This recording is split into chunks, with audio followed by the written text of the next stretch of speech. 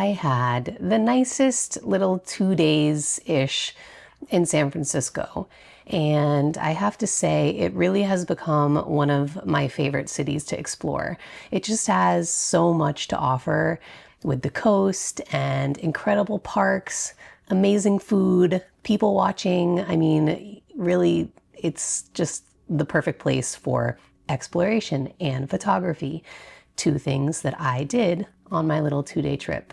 I focused on this trip on the Presidio and Golden Gate Park, and I've been to a lot of parks, a lot of gardens, and these blew me away, really.